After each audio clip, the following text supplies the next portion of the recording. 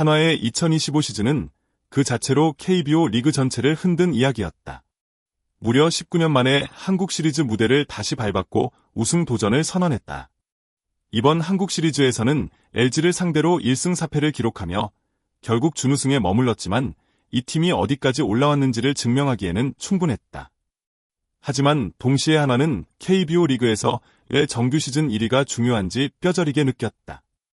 KBO 리그의 포스트 시즌 구조상 정규 시즌 1위 팀이 한국 시리즈 우승까지 차지할 확률은 여전히 압도적이다.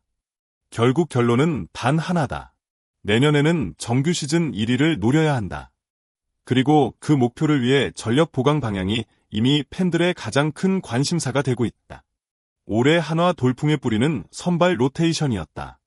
코디 폰세와 라이언 와이스 이 두 외국인 선발은 한 시즌 동안 도합 33승을 합작하며 리그 최고 수준의 원투펀치로 자리 잡았다. 이 두 명이 있었기에 한화는 치열한 싸움 속에서도 무너져 내리지 않았고 결국 한국 시리즈까지 올라설 수 있었다. 그래서 한화 내부에서 가장 먼저 나오는 목소리는 이것이다. 폰세와 와이스는 어떻게든 잡아야 한다. 두 투수의 재계약은 선택이 아니라 기본 전제에 가깝다. 투수진 안정이 보장돼야만 우승을 향한 설계가 가능하기 때문이다.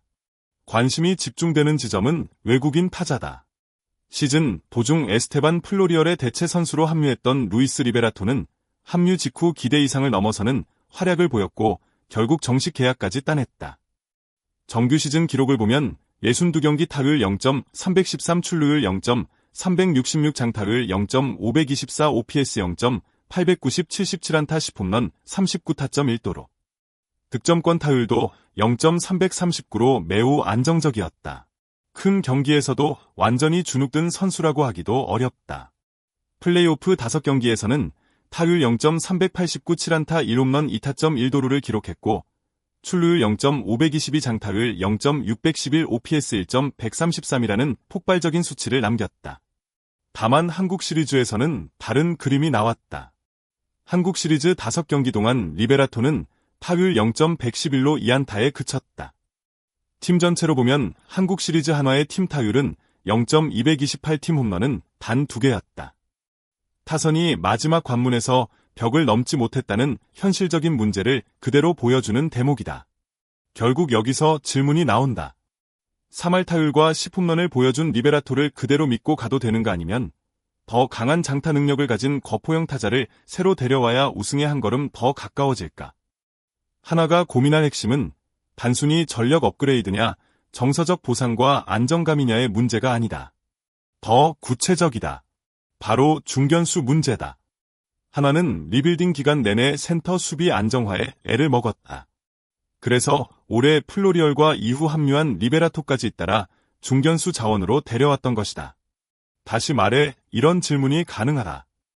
한화가 내년 시즌 중견수를 확실하게 맡길 수 있는 외부 대안을 찾는다면 어떨까? 만약 센터라인이 해결된다면 한화는 리베라토를 과감하게 보내고 전형적인 홈런 타입 장타력 특화 외국인 타자를 뽑는 시나리오를 충분히 열어둘 수 있다. 반대로 아직 중견수 자리가 불안하다면 리베라토는 가치가 훨씬 커진다. 단순 성적 이상의 존재다. 수비 범위와 멀티 포지션 능력 덕분에 전력의 균형을 잡아주는 카드가 되기 때문이다. 즉 한화의 외국인 타자 선택은 리베라토 개인의 성적만 보고 결정되는 것이 아니라 중견수의 해답을 국내 자원으로 찾을 수 있느냐 없느냐에 달려있다. 한화는 이미 미래의 중견수를 준비하고 있다. 2026 KBO 신인 드래프트에서 1라운드 전체 3순위로 최대어로 평가받은 오재원을 지명했다. 오재원은 고교에서 최고 수준의 컨택 능력을 갖춘 타자라는 평가를 받는다. 즉 한화는 장기적으로는 안정적인 중견수 직접 육성이라는 해법을 선택했다는 뜻이다. 하지만 여기에는 변수도 분명하다. 신인이 1군 무대에서 곧바로 주전 중견수 역할을 해준다는 보장은 어디에도 없다. 잠재력과 프로 1군 적응은 전혀 다른 문제이기 때문이다.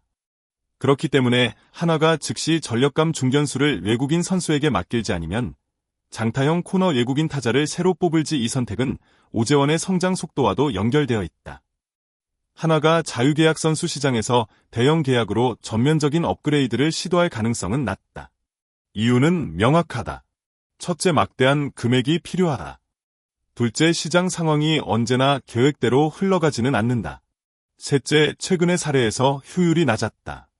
하나는 안치홍, 엄상백, 심우준 등 FA 3인에게 약 200억 원을 투자했지만 이 중에서 한국 시리즈 무대를 밟은 선수는 심우준 한 명뿐이었다. 이런 흐름을 보면 이번 오프시즌의 최우선 해답이 굵직한 FA가 아닐 수도 있다는 추론이 자연스럽게 따라온다. 결국 남는 것은 외국인 선수 셋을 어떻게 구성하느냐다. 이미 증명된 33승 원투펀치를 지키고 나머지 한 자리를 어떤 타입의 타자로 가져가느냐, 이 선택이 한화의 2026 우승 로드맵에 직접적으로 연결된다는 뜻이다. 리베라토는 OPS 0.890이라는 수치로 팀 공격에 분명한 도움을 줬다. 시즌 중 합류해서 62경기만 뛰었는데도 77안타 10홈런 39타점을 생산했다. 특히 득점권 타율이 0.339였다는 점은 타이밍이 중요한 승부처에서 한화가 믿고 맡길 수 있는 타자였다는 의미다. 하지만 우승을 노리는 팀에게 요구되는 건 더 잔인하다. 한국 시리즈 결정전 단계에서 한화의 팀 타율이 0.228팀 홈런이 2개였다는 사실은 라인업 전체의 무게감, 특히 장타력에서 아직 부족함이 있음을 보여준다. 그래서 지금 한화가 스스로에게 던지는 질문은 이런 것이다. 내년 우리는 한국 시리즈에 다시 가는 것을 목표로 할 것인가, 아니면 정규 시즌 1위로 한국 시리즈의 직행의 우승 확률을 최대화할 것인가. 만약 후자를 노린다면 외국인 타자는 단순히 좋은 타자여서는 안 된다. 리그 전체를 흔들 수 있는 확실한 파워 히터, 즉 한방으로 흐름을 바꾸는 클래식 거포일 수도 있다. 정리하면 한화의 시나리오는 크게 둘로 나뉜다. 하나, 재계약으로 안정을 택한다. 폰세 와이스를 지키고 리베라토를 유지하면서 기존 틀을 강화한다. 이 경우 가장 큰 장점은 검증된 전력이다. 이미 효과를 확인했다는 점에서 리스크가 적고 조직력 유지에 유리하다. 둘, 파워 업그레이드를 택한다.